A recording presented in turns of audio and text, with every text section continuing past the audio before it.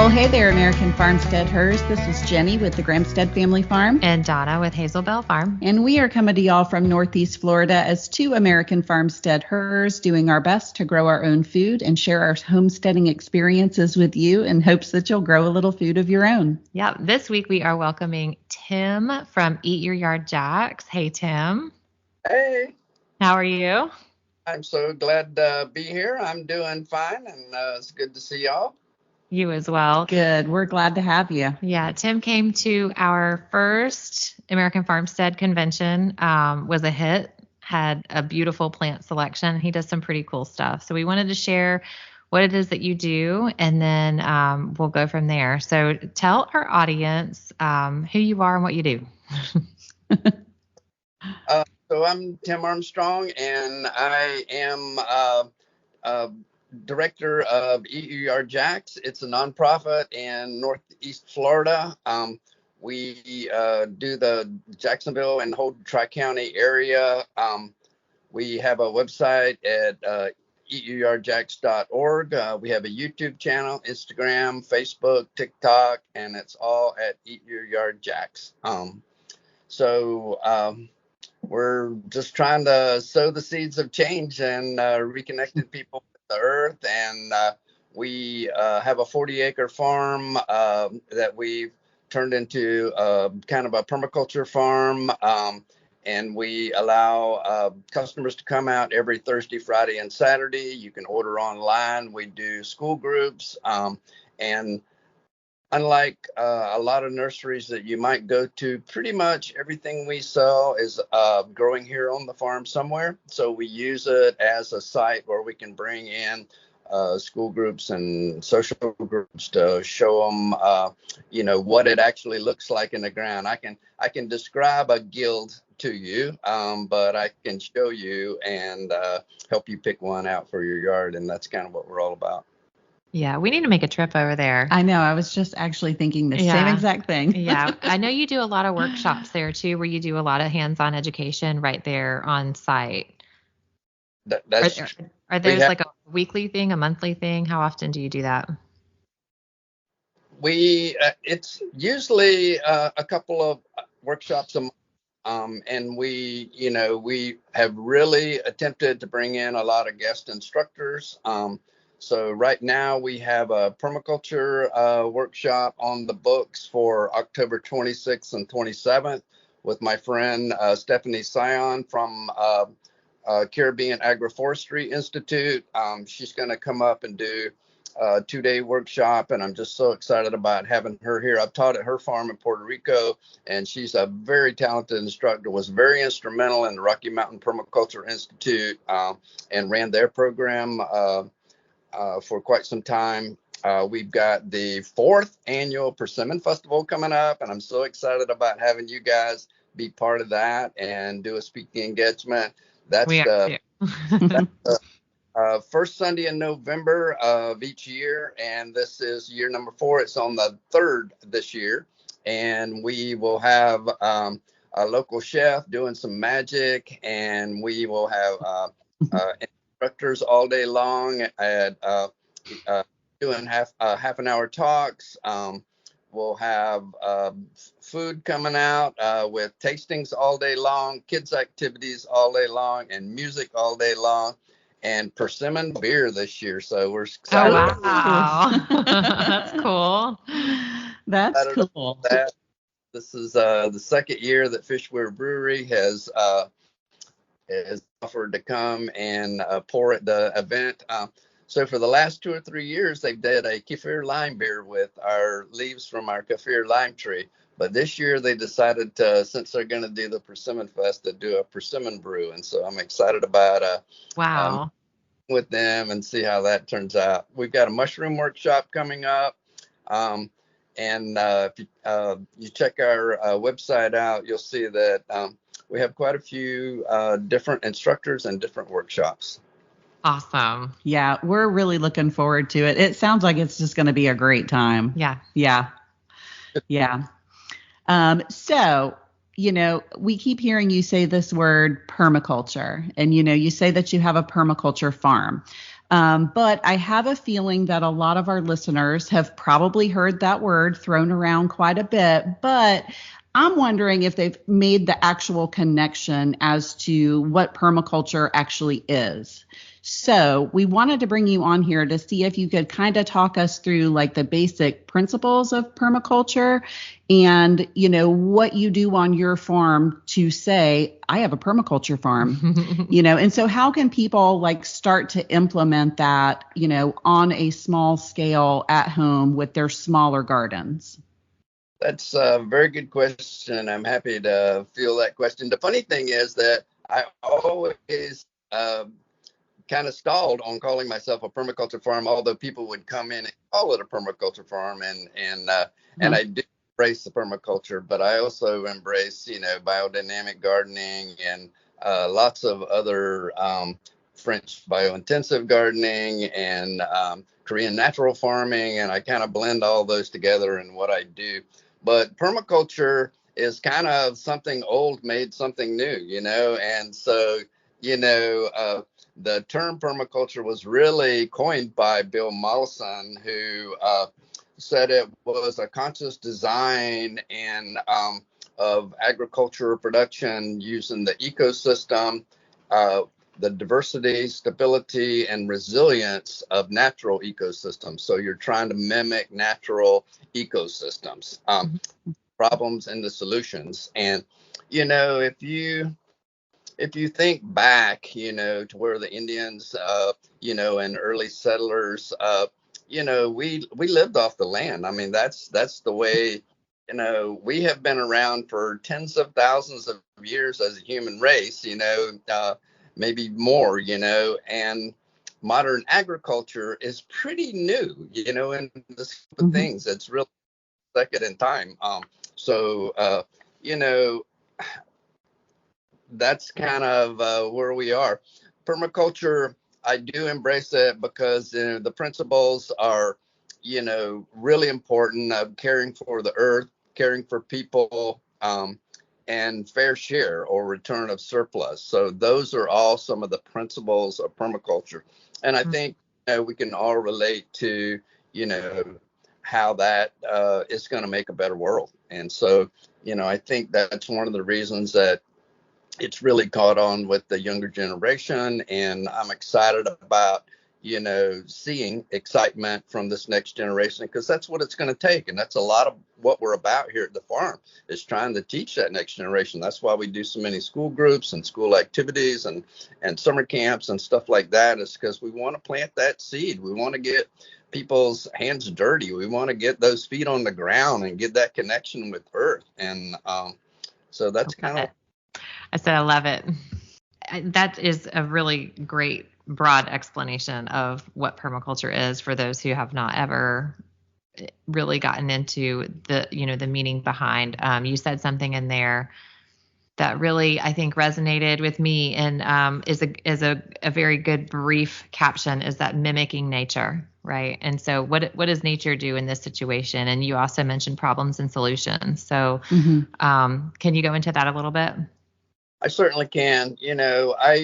I used to do a lot of edible yard consults early on in the business game. And one of the first things I would do was, ask people where their kitchen was, because I wanted to know where that kitchen door was. And I wanted to know where that was in relation to their garden and their garden available space. So I really think that, it's important to be able to have that at a point where you're going to use it. And when I'm doing permaculture designs on a yard, I zone the yard out where, that space, that critical, right there in your face, you're going to step out the back door and pick those herbs and put it in whatever you're cooking. That space one. And then as you go to number two, you're getting a little more perennial type vegetables. And then when you go to maybe space number three, a little further out, you got your berry bushes and your smaller trees. And then when you go out a little further, you've got your bigger trees like your nuts and, maybe your avocados or, your big giant mulberry or something like that. And then when you go out to that last zone, that's basically just a buffer zone with natural, herbs and pollinators and trees that are from the forest that you've left as, as a buffer. So, zoning like that is very important. Water is very important in permaculture, and whether you're practicing permaculture or whether you're practicing any sort of agriculture, how the water flows, and in my case, where you've got too much water, not blocking it, diverting it to where it wants to go, and not, creating problems for yourself, but letting that water get to where it needs to go. And in the case of, say, like Jeff Lawton, where he's in a desert type environment in southern Australia, it's capturing that water. It's building little swells so that he can capture that water and reuse it. He's got a really good video about, capturing water in a desert and turning it back into a usable space. So if you haven't checked out stuff, check him out by all means. Yeah, so it's really kind of using what you have when you have it, to kind of benefit what's going on, or to kind of remedy maybe an issue that you're having. Yeah. Utilizing the resources that are right in front of you, as opposed to going outside and pulling stuff in. Yeah. I liked when you said earlier, it's something old, like made new. Right. The idea. Yeah. The idea. Permaculture. Yeah. Yeah. It's funny. I got, one of my passions is traveling, and I've got the, pleasure of traveling a lot of different places. When I was in Peru, it was just amazing to me that, you're up there in like Machu Picchu and up there in the mountains, Cusco and all those places. And they're in these little mountain tops, doing agriculture where they've done it for thousands of years. They're rotating the llamas on these little grassy areas, and then they're diverting the water, and then they're just as productive now as they were thousands of years ago on that same little piece of land. So, and there's no tractors, no plows, no, none of, they're up there. And when I was in the jungle part of Peru, they are working with the jungle. I had a guide, so excited about taking me to his farm, and he took me to a little, bend in the river, basically where he had like burnt off a little, like an acre of land, planted it with his garden before the jungle took it back, and to me it looks like another piece of the jungle, but he knew where everything was planted, and all these little things in there, so there's just a myriad of ways to work with nature. That's so neat to be able to like travel, to these different locations and see like how people are doing this. They might not have 10 acres of land that they're going to work with. That's all level and flat and nice and good, and yet somehow they utilize their own resources to make it work. Yep. Yeah. And I think too, I mean, we're like in our bubble here in, Western civilization, and all we know is quote unquote conventional ag, right? Which is the way it's been done for the last 100 years here. Right. And so anything outside of that, it does feel new. Like permaculture sounds new. And, when in theory, it's really not. It's not, right? I mean, and you think back to like, I always like the example of Cuba, and how, when things changed politically there and they couldn't get stuff in an island, right? And they had to learn how to use what they have. And my understanding is a lot of that kind of went back to basic permaculture principles to make it happen. And, when it's grow food or die, you grow food, you figure out how to do it. Right. So use what you've got. Yeah, you're exactly right. There's, and, we've forgotten so much of that, so that it's, right. It's nice to see that, people are recognizing that, and we talk a lot about food security, and, that's a big buzzword now. And, that's, taking some initiative and some actions towards food security is, just by growing a few things in your yard, you can increase your food security and freshness. I always talk about how quickly, a lot of our food is picked like weeks before we get it, because it has to be picked, and then it has to be, brought to a store, and then it has to be brought to, a distribution place, and then a store, and then by the time you get it, and then it sits in your refrigerator for a couple of days, and, is there anything left in that by the time you get it, or are we just, And was it at its peak nutritional value when it was picked, since it was picked before it Right. Probably was not. ready? Yeah. Yeah. Well, probably not. A lot of people, have never, and I see this firsthand all the time, people, picking a mulberry off a tree or a blueberry off one of my blueberry bushes or something. And they're like, oh, this is amazing. I've never had anything like this, and, you can't ship something like that. It's too fragile, and at speak of ripeness, it's too fragile to get to the grocery store to use. So they have to pick it. And they even develop, plants that are, more shippable because they, they're more sellable on that end, but they're not thinking about, is it the height of nutrition? Is it, taste wise, is it going to be the best? So Not usually. Yeah. I'm here to say.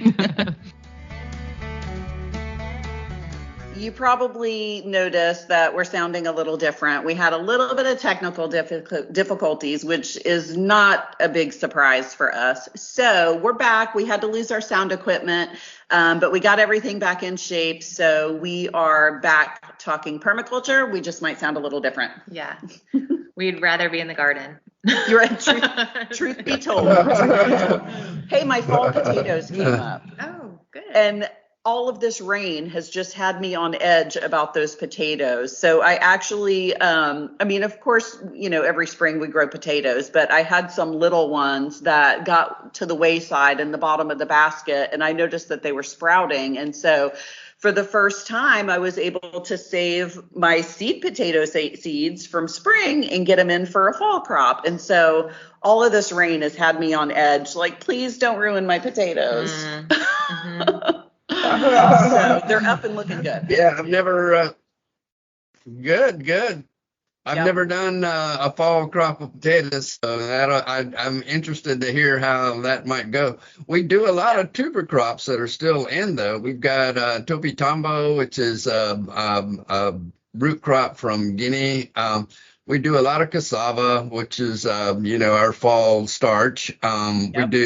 We still haven't even started digging our sweet potatoes yet. We typically won't start that until, somewhat time between Halloween and Christmas. We'll kind of, we've got 4 different varieties this year that we're growing, so we're super excited about that. Nice. And we also have potato mint, African potato mint, which is a fun one. And we grow a little bit of yacon, which is a Peruvian crop. Wow. Interesting. That is cool. That's the one thing that I find is really interesting about, like your farm and some of the stuff that you sell, and then Sam down at Scrublands and Fort McCoy. There's always just like, y'all have like the most different stuff to grow. It's not like your regular, like, I'm going to grow a cucumber, Naturally grows well here, which is what you should be doing for permaculture. Minded. Right. Yes. Yeah. So I think it's kind of cool. I think every time I visit a place like y'all's, there's always like something like, wow, I've never even heard of that. Yeah. Like what were you saying? Like, what did you call it? Sweet potato mint? Potato mint. Potato mint. I've never heard of African potato mint. Okay. Yeah, African potato mint. So true square stemmed plant. You can eat the leaf of the plant, and it has some nutrient value to it too. But it has little potatoes about the size of your thumbnail on it. And there you can, cook them up like a little Russian fingerling kind of thing, And nice. Really good ground cover. We grow it up underneath a couple of trees. I have a beautiful patch up underneath of one of my loquat trees that's been there for years. It'll die back in the winter and then come back every year. And you can just dig it as you need it. Very nice. We just recently put out a new cassava video with with our friend Rachel from Stillwell Farms in Nassau County, and she allowed us to go up there and showed us all how she harvests her cassava, and did a really good recipe on the YouTube video. So if you haven't checked that out, check that out. That's a lot of fun. So on our YouTube channel is about 30 videos, each episode about being one of my favorite plants, mostly. Although there's a couple of cooking videos on there, a couple with my son and a couple of his buddies. We have collard wrap video. But most of them are like the one on pears. I show you, how I like to grow my pear trees and how I trim them. And we talk a little bit about fertilizing. There's one on blueberries where I show you how I like to plant my blueberries and, what they're looking for and that kind of thing. So there's one on peaches and, on down the line, a couple on mulberries maybe, since that's one of my favorites. Mm-hmm. Yeah, that's cool. I didn't know you guys had a YouTube channel. We'll have to check that out for sure to get some ideas on getting better at the whole permaculture thing. One thing that I really want to try to focus on coming up, because I really just started adding fruit trees to my garden space. And so I have one mulberry tree that's right outside of my garden that is absolutely like ridiculously huge. And of course you can't get any of the berries off of it because it's massive. It's a huge tree. And so my goal really is to really start learning how to grow those fruit trees and keep them smaller, in the garden space, so they're manageable and they're not taking over and creating too much shade, and so we can harvest off of them. So that is my goal, is to really learn how to properly prune those, food forest kind of trees that you don't want to get extra large. Right. So when I'm doing my teaching, there's a lady in California that wrote a book called A Little Fruit Tree. She's in the nursery business most of her life, and she had a normal little California postage stamp yard, and she wanted to have every fruit tree in there, and so she developed this technique of almost bonsaiing them, and you can bonsai them. I have a beautifully bonsaied fig tree here at the farm that I show people all the time. It even had about a half a dozen figs on it this year. It was beautiful. It was like 2 foot tall, in this bonsai pot, so you really, you can live in a college dorm and have fruit trees, so it's just a way. And then there's a lot of fruit trees that are naturally dwarf, like the dwarf mulberry. The everbearing mulberry is naturally dwarf, Satsumas don't get that big. Calamondans don't get that big. Kumquats, stay small. And even peaches and nectarines are what I consider a mid-sized tree. I think dogwood-sized tree, so they're not huge to start with. So they're kind of easier to keep. And there's even a dwarf avocado. There's we have some Wirtz avocados that only get to like 10 foot tall. So they're kind of a rare beast, but we do have a few of those. That's cool. And then you can train them even smaller if you need to, right? Yep. Mm-hmm. Cool. So what if somebody wanted to start doing more natural gardening practices, and maybe gardening isn't the right word, but a lot of our listeners, that's what they do. They garden. They want to implement more natural practices. Maybe they spray organic stuff, like I'm going to say guilty. But Jenny and I actually just had this conversation before we started to record. Like, I really want to get to the place of not spraying anything ever, but I don't know how to let the caterpillars be there. You know what I mean? Like, I don't know how to let a crop go. I want the crop. Right. So what are some things people can do to get started in that direction?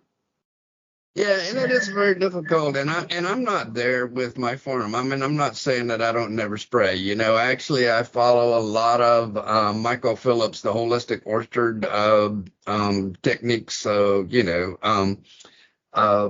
we do holistic sprays, that are actually helping the trees and not really, trying to kill anything. You're just trying to make the tree healthier, because just like just like us, when we're healthy, our immune systems are such that, we, don't get sick like normal people might, and so plants are the same way. So keeping your plants healthy, planting them at the right time of year, doing crop rotations, doing some trap crops, I do some trap crops. Uh, having, lots of pollinators, associated with the garden. So you're probably doing a lot of the right things, Trying. yeah, and then, understanding that, to everything there is a season. And, I mean, people call me up right now, they're like, oh my God, what do I spray my fig tree with? All the leaves are starting to turn brown. And I'm going like, nothing, I mean, they're getting old, they're going to fall off and die and turn into compost, let them do what they got to do, Problem solution. Problem solution. Oh, that's funny. So what are some of your favorite trap crops? I think Hoya Santa for whiteflies. Man, that's a whitefly magnet. What does that? Say that again. It's the root beer plant, Hoya Santa. Okay. We grow a lot of that around here. And I grow, a lot of very aromatic crops too, to do as, like marigolds, you always know for like, to keep bugs away. But we do the society garlic and, we'll interplant onions in a lot of areas. We've used perlo or shisho as an aromatic crop. For trap crops, I know we've enjoyed buckwheat. Buckwheat seems to be a good pollinator and trap crop for some of your insects rather going to it, those are probably some of my favorites. Okay. And buckwheat is probably a pretty decent cover crop as well. It's an excellent cover crop, yeah. And a pretty good grain, so. I keep wanting to do those buckwheat pancakes, Yeah. We've talked a lot about companion planting and, just trying to avoid monocropping and that kind of thing in the past, probably the last few months of our podcast. You mentioned trap crops. So companion planting, trap crops. What other key things can you give our listeners to be successful in growing food at home? And crop rotation, you didn't mention that, but I'm sure that you did cover that. But crop rotation is a good tool as well. And